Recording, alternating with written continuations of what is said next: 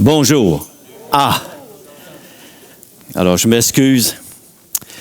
Tantôt, je demandais à plusieurs personnes de prier pour moi parce que, d'abord, mon auto ne partait pas ce matin. Fait que ça roule mal comme prédicateur pour venir matin, puis il n'y a pas de voiture. Et je sentais vraiment là, une oppression. Et je comprends parce que on va parler ce matin d'un texte où Jésus confronte l'ennemi. Et je crois que j'en étais une victime, dans un certain sens. Est-ce que c'est mieux comme ça? Ah, merci. Vous savez, on a besoin d'aide. Autant pour nous qu'on s'est fait avertir qu'il fallait changer de date et qu'il fallait que je change le micro. Merci. Alors, je vais prendre le temps de prier à commencer. Alors, Seigneur, on veut ce matin regarder à toi, regarder à ta parole, encore une fois, s'émerveiller devant tout ce que tu es, devant tout ce que tu accomplis. Et Seigneur, je te prie dans ma faiblesse, Seigneur, de subvenir à celle-ci, de mettre ta bonne main sur moi, Seigneur, de faire en sorte que ce soit ton message qui soit proclamé. Ce que tu as sur ton cœur à transmettre à ton Église, je te prie à ce que ton Église puisse le recevoir, l'entendre, comme étant ta parole, toi qui désires s'adresser à leur cœur.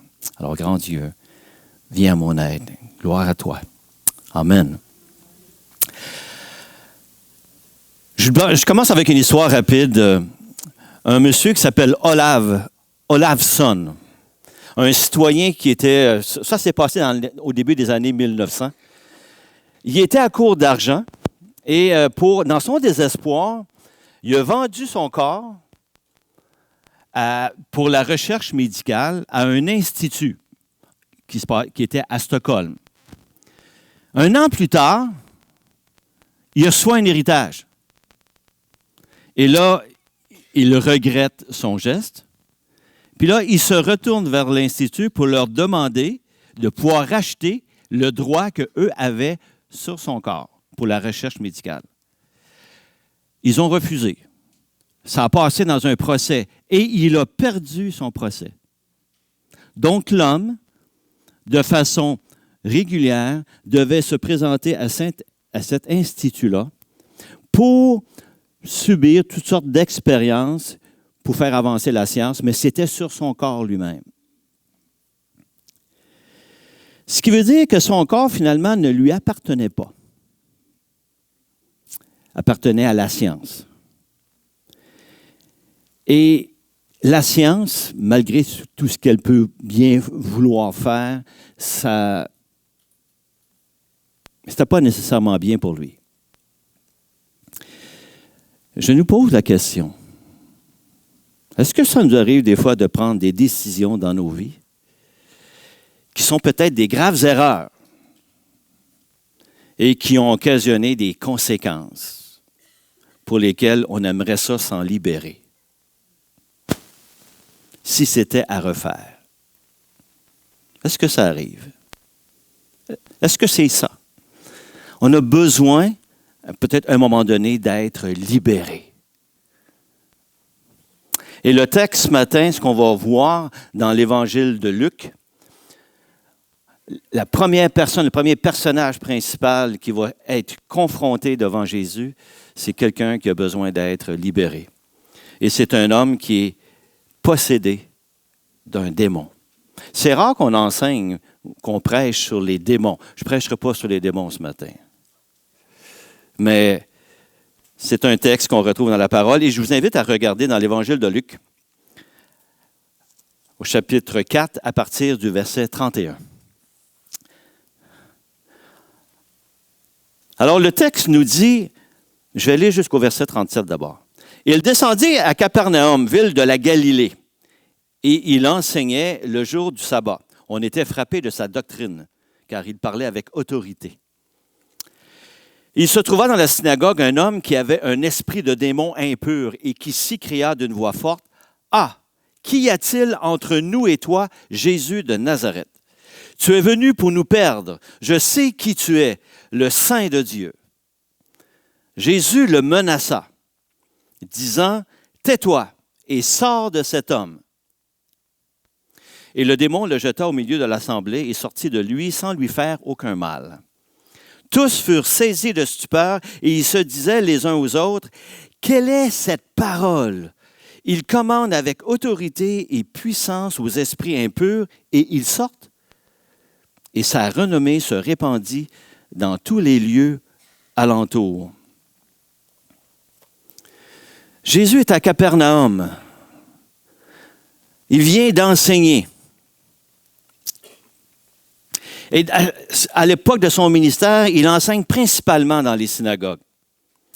Et auparavant, il était juste, dans le texte précédent, il était à Nazareth, où là, il a lu un texte d'Ésaïe. Le texte en question, si vous pouvez le retrouver au verset 18, ceux qui ont leur Bible, toujours dans le chapitre 4, dit « L'Esprit du Seigneur est sur moi parce qu'il m'a oint pour annoncer une bonne nouvelle aux pauvres.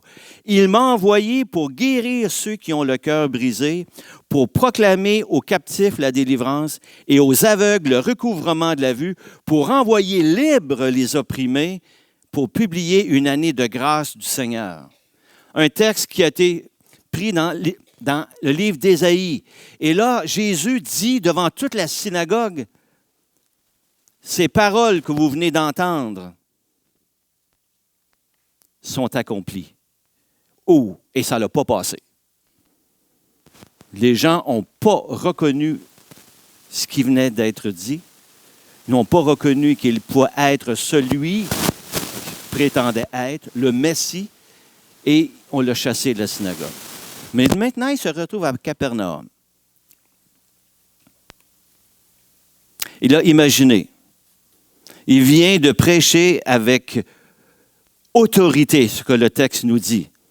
Qu'est-ce que ça veut dire prêcher avec autorité pour Jésus? Il prêchait la parole de Dieu. Il utilisait les textes de l'Ancien Testament. Donc, il était la parole lui-même. Ce qui pouvait sortir de sa bouche, c'était la vérité vraie, pure, sans tache. Et ça devait être époustouflant. Il parlait du royaume de Dieu tel que personne n'en a jamais parlé. Il parlait de son Père, comme on le voit dans d'autres textes, comme il n'en a jamais parlé. Et on voit, donc, il parlait avec autorité. On était frappé de sa doctrine. On voyait Jésus. Wow! Et là, dans la scène, dans l'assemblée, il y a un homme et il y a une voix qui sort de cet homme. Parce que ce que le texte nous dit, la personne avait un esprit de démon qui s'écria d'une voix forte. Ce n'est pas l'homme qui parle, c'est le démon qui parle. « Ah, qu'y a-t-il entre nous et toi, Jésus de Nazareth? » L'homme qui est là, il est possédé.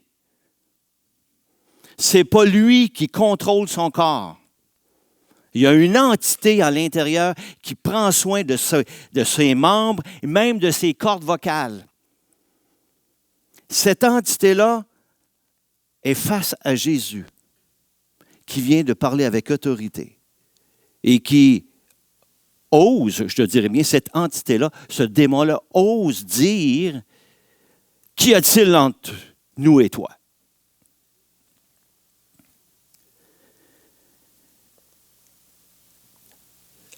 La scène n'est pas quelque chose qui est de l'ordre d'une maladie mentale. L'homme, ce qui est là, c'est surnaturel ce qui se passe. C'est un homme qui est possédé par un esprit. Il est donc esclave. Et cette entité-là, ce démon-là, connaît Jésus. Et il le craint. Parce qu'il lui dit, « Qu'y a-t-il entre nous? Tu es venu pour nous perdre? » Il met un « nous » en sens que il peut y avoir un seul démon, mais est-ce que tu t'adresses à nous, toi, là? Lui qui parle avec autorité, ce Jésus, les démons craignent Jésus. Là, vous allez dire, « Hey, Normand, on est dans le monde spirituel. Ça n'existe pas, les démons, aujourd'hui. » Souvent, on va mettre les démons sous la coupole de la maladie mentale. Quelqu'un qui a un comportement super bizarre. Il existe des puissances spirituelles. Et ces puissances-là, elles ont peur de Jésus. C'est ce qu'entre autres, au moins, ça met en évidence. Et les démons, on a vu, obéissent à Jésus. Imaginez, voici ce que Jésus a fait. Dès qu'il a entendu le démon, il a dit, « Tais-toi et sors de cet homme. » Moi, vous avez vu, j'ai élevé ma voix. Hein? Pensez-vous qu'il a dit, « S'il te plaît, si ça te tente, tu peux-tu t'en aller? » Il venait de prêcher avec autorité. Il a exercé son autorité sur les puissances spirituelles. Et il a exorcisé. Ça, c'est le mot qu'on emploie aujourd'hui. Il a exorcisé cet homme. Et ça s'est fait, pas d'incantation, pas de formule magique, pas de dialogue, pas de négociation, pas de prière, pas de conversation. Il a dit « Sors », puis il est sorti. Ça met en évidence l'autorité de Jésus sur les puissances spirituelles. Êtes-vous d'accord avec moi? Est-ce qu'il est puissant? Oui. Regardez à Jésus pour avoir la libération, parce qu'il a cette puissance-là. Le point de ce texte-là, ce n'est pas que le focus est sur l'homme possédé. Ce n'est pas le but de l'histoire. Luc veut démontrer que Jésus a le pouvoir sur les démons. Son pouvoir sur les démons est pour montrer qu'il a le pouvoir sur les forces spirituelles et qu'il peut libérer les captifs. C'est ce qu'il a lu dans la synagogue avant. Je suis né, si je vous ramène au verset 19, pour proclamer, il m'a envoyé pour guérir ceux qui ont le cœur brisé, pour proclamer aux captifs la délivrance. Jésus est venu pour libérer. Et là, il le voit et il le démontre au travers une libération que personne ne pouvait faire. Même souvent les exorcistes juifs, parce que ça existait, qui utilisaient des formules magiques pour essayer d'exorciser un démon, et souvent c'était pas efficace. Jésus, en une parole, a fait sortir le démon, puis l'a chassé. C'est pas un être libérateur, puissant, qui a autorité? Aujourd'hui, les anthropologues considèrent que la possession d'un démon est un phénomène qui est très rare. Selon les anthropologues, les sociologues, les théologiens, les psychologues même, la possession, donc, quelqu'un qui est possédé d'un démon. Mais je pose la question, qu'en est-il des chrétiens? Nous, comme croyants, est-ce qu'on pourrait être possédé d'un démon? Dans Colossiens 1, au chapitre 13, Colossiens 1, au verset 13, le texte nous dit « Il nous a délivrés du pouvoir des ténèbres et nous a transportés dans le royaume de son Fils bien-aimé. » Wow! Nous sommes des libérés. Êtes-vous d'accord? En Jésus, à cause de lui, par lui. Merveilleux.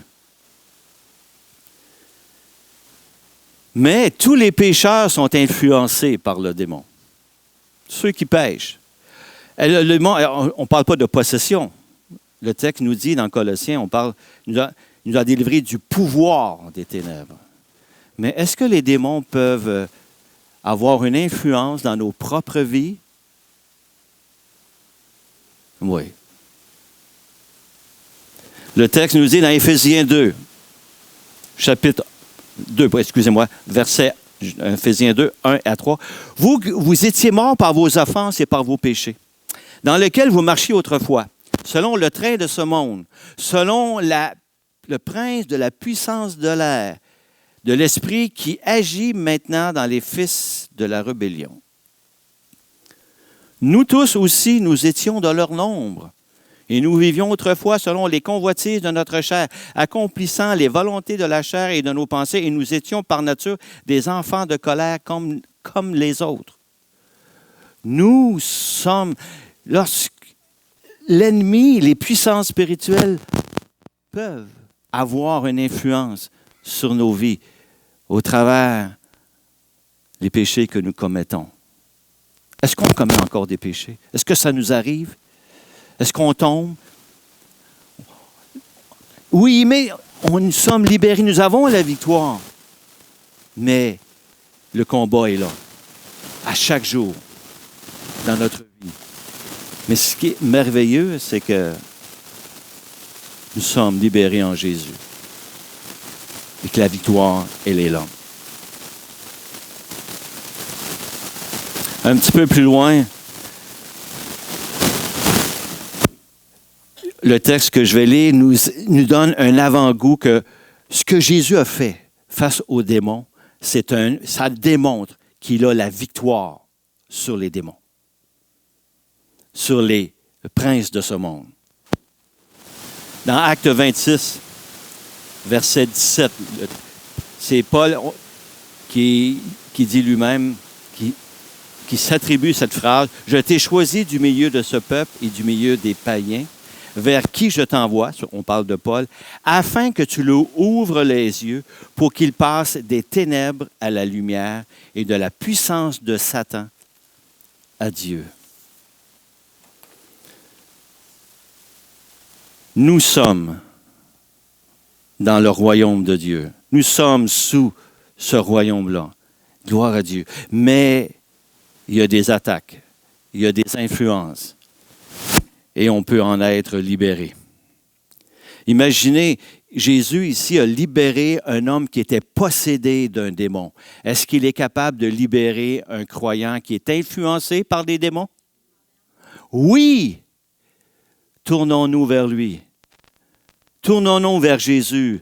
Tournons-nous vers sa vérité, vers sa personne, pour qu'il nous libère. Vous savez, il y a des gens qui ont peut-être parmi nous ici, qui ont peut-être touché au monde occulte. Et ça leur a ouvert une porte dans leur propre vie. Et ils peuvent vivre dans les tourments parce qu'ils ont ouvert la porte. Peut-être qu'ils le regrettent. Puis il y a peut-être d'autres personnes autour qui leur disent, ben, tu as touché au monde occulte, t'es faite.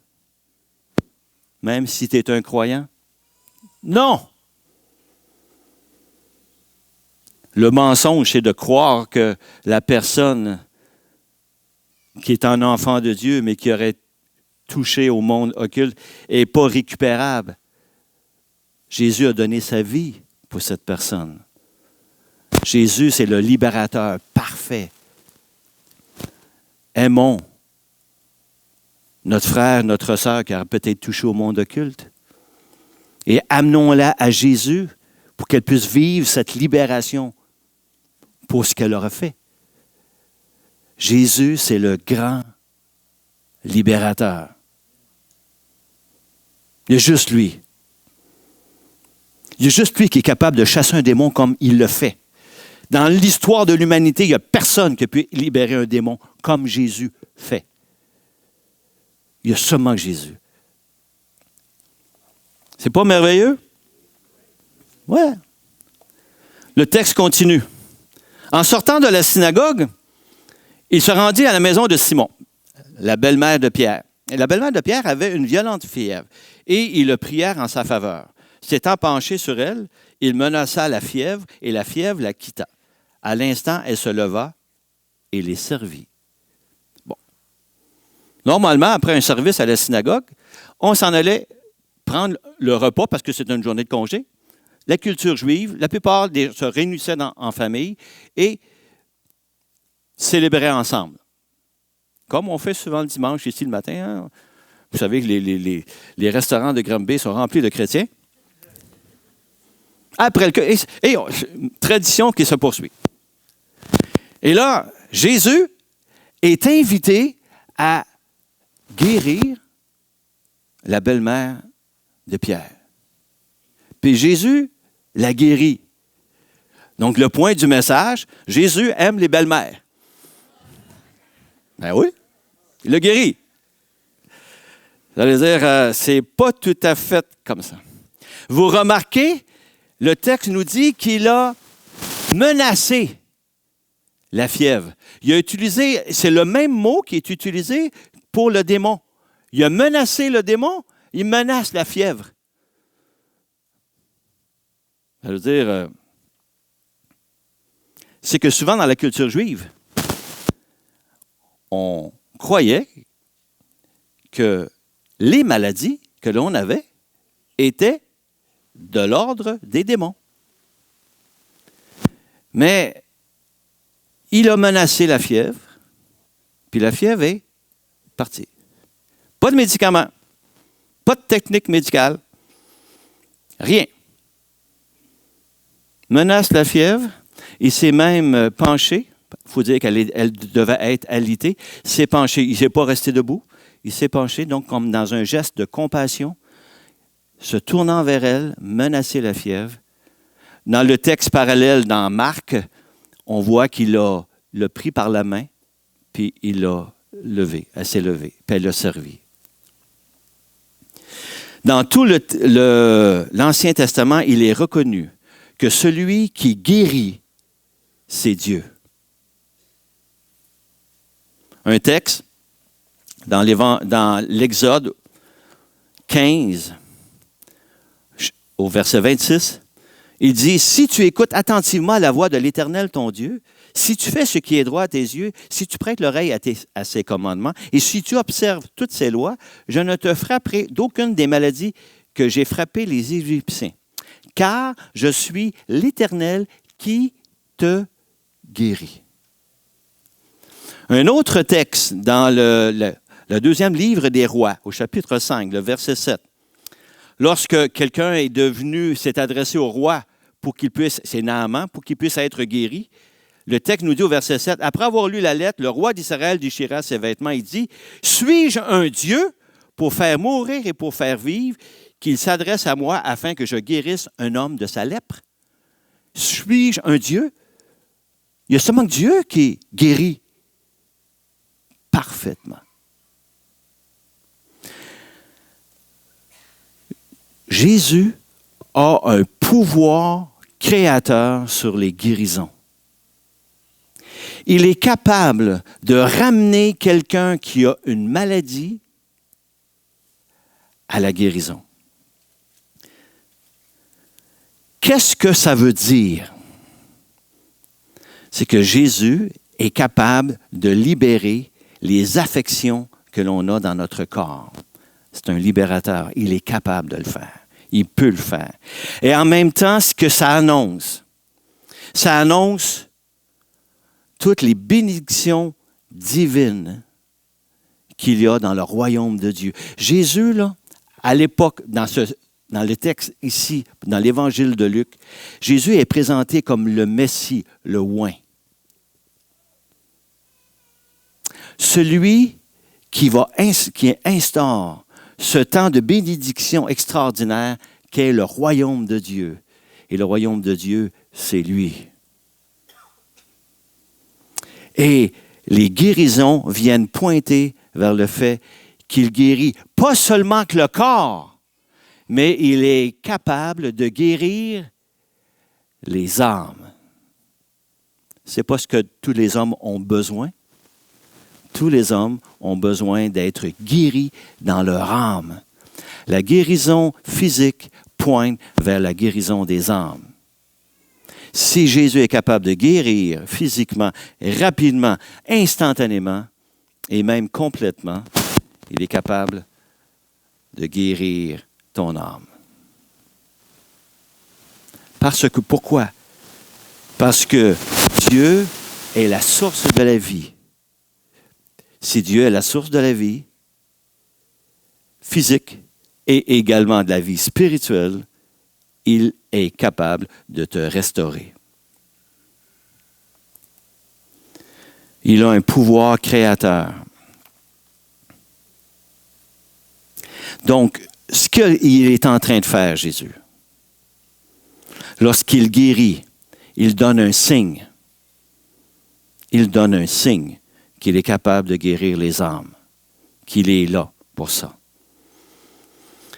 Un texte dans 1 Corinthiens au chapitre 1, le verset 22, nous dit « Les Juifs demandent des miracles et les Grecs cherchent la sagesse. » J'ai une misère à me la prononcer. Cherche la sagesse. Cherche la sagesse. C'est ça. Les Juifs demandent des miracles. Les Juifs veulent des signes. Pour pouvoir croire que Jésus est le Messie, pour eux, dans leur mentalité, il fallait qu'ils voient des signes, des miracles. Et Jésus vient d'en faire. Mais il faut qu'ils voient plus loin que ce qu'il est en train de faire, Jésus. Il faut qu'il voit plus loin. Il a guéri des maladies, mais je suis venu, si on remarque, si on revient un petit peu en arrière, là je vais prendre un petit peu d'eau, là. Au verset 18, lorsqu'il a cité dans la synagogue précédente, il dit « L'Esprit du Seigneur est sur moi, parce qu'il m'a oint pour annoncer une bonne nouvelle aux pauvres. Il m'a envoyé pour guérir. » Remarquez qu'est-ce qui est écrit après. « Ceux qui ont le cœur brisé. » S'il est capable de guérir une maladie, il est capable de guérir un cœur brisé. Pour proclamer aux captifs la délivrance et aux aveugles le recouvrement de la vue, pour envoyer libres les opprimés et pour publier une année de grâce du Seigneur.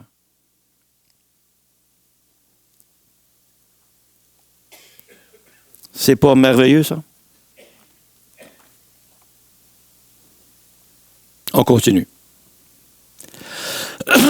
Excusez-moi. Après le coucher du soleil, au verset 40, tous ceux qui avaient des malades atteints de diverses maladies, les lui amenèrent. Il imposa les mains à chacun d'eux et il les guérit. Des démons aussi sortirent de beaucoup de personnes en criant et en disant « Tu es le Fils de Dieu ». Mais il les menaçait et ne leur permettait pas de parler parce qu'ils savaient qu'il était le Christ. Donc là, la renommée de Jésus a dû faire tout un lancer. Là. On ne sait pas qu'est-ce qui est arrivé après la guérison de la belle-mère. Est-ce que le bouche à oreille a commencé à parler, à se dire que Jésus, là, dans la synagogue, il vient de libérer un démon et là, il a guéri la belle-mère de Pierre. Mais là, c'était le jour du sabbat. Le jour du sabbat, il n'y a pas beaucoup de monde qui se déplace, les gens fêtent. Mais là, après le coucher du soleil, la foule se ramasse devant la maison. On voit le texte, dans un texte parallèle, dans l'évangile de Marc, et les gens amènent leurs malades, puis il y a même des démoniaques qui sont là. Et Jésus, remarquez qu'est-ce qu'il fait. Il reçoit tous. Le texte nous dit qu'il a guéri tout le monde, tous ceux qui se sont présentés. Il n'y avait aucune condition de foi, aucune croyance. Il ne demandait pas le texte ne nous dit pas qu'il devait confesser quelque chose que ce soit. Il a tout simplement imposé les mains à chacun d'eux, le texte nous dit, et il les a guéris tous. Tous ceux qui avaient besoin de guérison, finalement, qu'est-ce qu'ils ont fait? Ils ont vu que lui guérit, ils se sont tournés vers lui, puis ils ont été le voir. Jésus a répondu à leurs besoins, avec une attention particulière à chacun. Ça veut dire qu'il a pris chacun, puis il a dû imposer les mains, et guérissait à la personne. Et les démons, eux, étaient chassés. Parce que le monde des esprits sait qui est Jésus. Et à cette époque, également, comme aujourd'hui, ce qu'il révèle, quand il dit « On sait qui tu es, le Fils de Dieu ». Puis là, Jésus le défend de parler. On peut lui demander pourquoi il défend de parler. Pourquoi Jésus fait ça? Parce que c'est prématuré dans le plan de Jésus de dire qu'il est le Fils de Dieu. Pas de suite. Qu'est-ce que ça peut amener comme impact? Si il est reconnu comme étant le Fils de Dieu, c'est un blasphème. Si c'est un blasphème, il va être condamné. Est-ce que c'est pas ça qui est arrivé à la croix? Exactement. C'était trop tôt. Et en plus, c'est que si on le reconnaissait comme roi, c'est que tout le monde le suivrait. Il y aurait eu un soulèvement populaire et ça n'aurait pas fonctionné selon le plan prévu par Dieu. Jésus devait s'en aller à la croix. Il fallait que ça arrive de cette façon. Donc, quand les démons disent « Je sais qui tu es », prématuré, Jésus leur dit « Tais-toi ». Sors. Alors, le point, c'est qu'il y a une bataille spirituelle, mes frères, mes sœurs, pour nos âmes et pour nos corps. Mais Jésus démontre son pouvoir, l'autorité pour libérer nos âmes et nos corps de l'esclavage. Est-ce que ça nous arrive des fois de tomber dans le péché dans nos vies, d'avoir des péchés récurrents pour lesquels des fois on dit « c'est plus fort que moi ». Avez-vous déjà entendu ça? Moi, j'ai déjà entendu ça. Quelqu'un qui tombe toujours. La personne dit « c'est plus fort que moi ». Non. Jésus est plus fort. Jésus libère. Tourne-toi vers lui. Il m'est arrivé une chose il y a quelques années. Puis ça, quand j'ai écrit mon texte, je m'en suis rappelé juste ce matin, pendant le temps de louange. Je me suis retrouvé dans une retraite il y a quelques années et il y a quelqu'un qui partage. Et la personne était dans mon groupe et elle partage dans ses mots, là, qu'elle semble avoir une influence démoniaque sur sa vie. Du moins, elle formule ça dans ses mots, puis là, elle parle de tourments, de troubles, ainsi de suite. Moi, ça, c'est d'homme. Ça arrive. Puis moi, je ne savais pas trop quoi faire, mais je sais qu'il y avait un frère dans le groupe qui, lui, semblait peut-être plus habile. Je ne peux pas dire travailler avec les démons, mais savoir quoi faire avec ça. Et il m'a dit, hey, on va rencontrer la dame, puis tu viendras avec moi. Parfait. Et qu'on a rencontré la dame en question. On était tous les trois. Et on a juste pris le temps de l'écouter pour savoir qu'est-ce qu'elle nous disait. Puis elle parlait peut-être d'oppression et ainsi de suite. Et là, j'ai entendu le frère dire une phrase extraordinaire. Il dit, « On va aller ensemble présenter tout ça à Jésus en prière. » Et on s'en a prié ensemble. Et la dame qui est là, je m'excuse de dire ça, la dame, elle a vécu une paix profonde, comme elle-même, je pense qu'elle n'aurait jamais pu vivre. Et moi, ce que je retenais, c'est dit, « Wow! Super! » Et après ça, quand j'ai pris un temps de debriefing avec mon frère, j'ai dit, « Pourquoi tu as fait ça? » Bien, il dit, « Moi, c'est comme ça que je fonctionne. Mais si quelqu'un me parle d'un démon, mais je vais aller présenter le démon à Jésus. Parce que Jésus est le plus fort. Et les démons craignent Jésus. » Ah! J'ai eu un cours d'exorcisme 101. Ah! Et ça m'a encouragé. Je ne cours pas après les exorcismes, je dois vous dire ça, là. Mais si jamais ça arrive, je dis, c'est comme si je me cachais en Jésus. Puis là, j'ai dit, je vais aller lui présenter ce Jésus-là. Et lui, il va faire l'ouvrage de la délivrer. Parce qu'il libère. C'est le libérateur. Les psychologues ne peuvent pas faire ça. Les sociologues ne peuvent pas faire ça. Les thérapeutes ne peuvent pas faire ça. Il y a seulement que Jésus qui libère. Ça va? Parce que la puissance, elle est en Jésus et elle est par Jésus. C'est bon? On continue. Verset 42. Dès que le jour parut, il sortit et alla dans un lieu désert. Une foule de gens se mirent à sa recherche et arrivèrent jusqu'à lui. Ils voulaient le retenir afin qu'il ne les quitte point. Mais il leur dit, il faut aussi que j'annonce aux autres villes la bonne nouvelle du royaume de Dieu, car c'est pour cela que j'ai été envoyé. Et il prêchait dans les synagogues de la Galilée.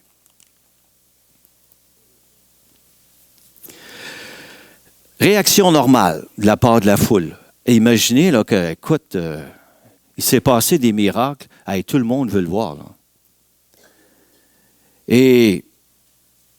Mais là, Jésus répond de la façon suivante. Qu'il est en mission.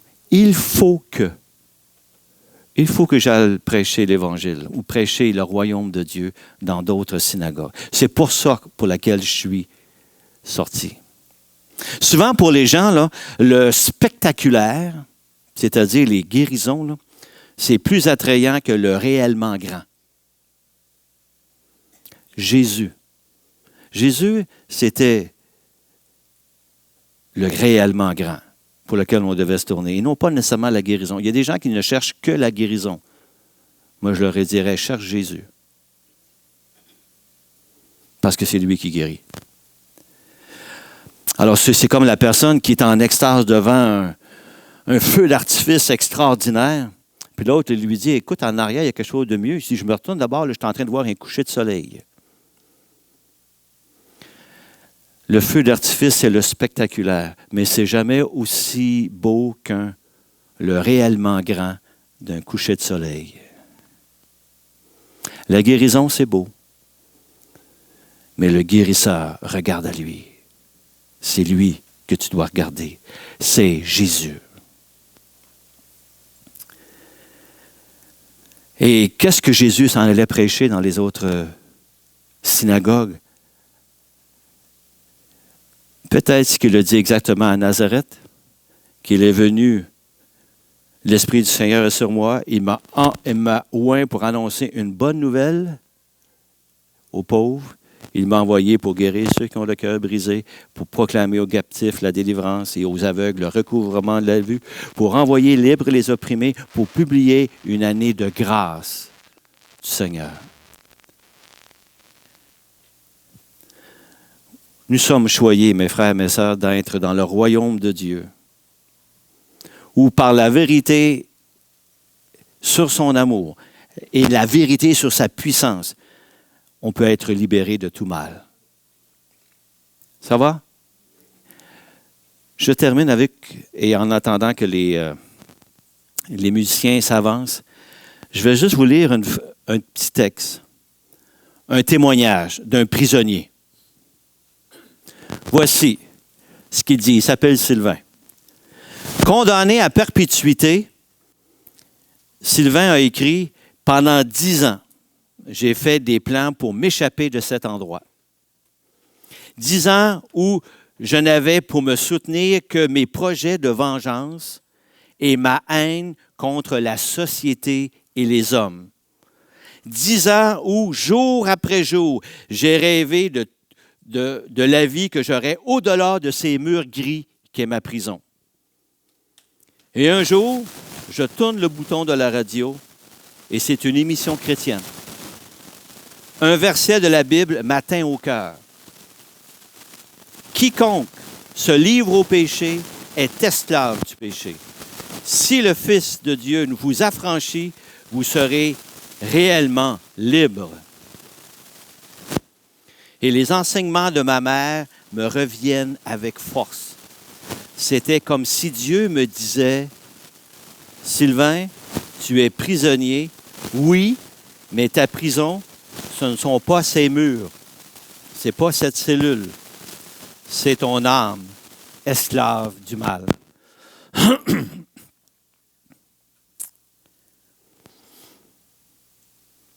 À genoux, je pleure et je dis à Dieu, « Pardonne-moi. » En croyant que Jésus avait pris sur lui la condamnation de tous mes péchés, qu'il était mort à la croix et ressuscité pour moi, me donnant ainsi la vie éternelle. Ainsi, pour la première fois de ma vie, j'ai senti sa présence. J'ai renoncé à mes plans d'évasion. Une paix extraordinaire a rempli mon cœur. J'étais comme libéré. Et j'ai demandé à Dieu de m'employer ici, dans cette prison, parce qu'il était condamné à vie. Et ce que j'ai fait, gloire à Dieu. Libéré du mal, sauvé, enfant de Dieu, parce qu'il s'est tourné vers le libérateur. La croix, c'est un arbre de libération. Celui qui est mort et ressuscité pour nous, lorsqu'on lui fait confiance, parce qu'il a pris la condamnation des péchés à notre place, il nous libère et nous amène et nous assure de notre présence pour l'éternité. Avec lui. C'est pas ça la meilleure libération. Alors, somme toute, Jésus, c'est le grand libérateur.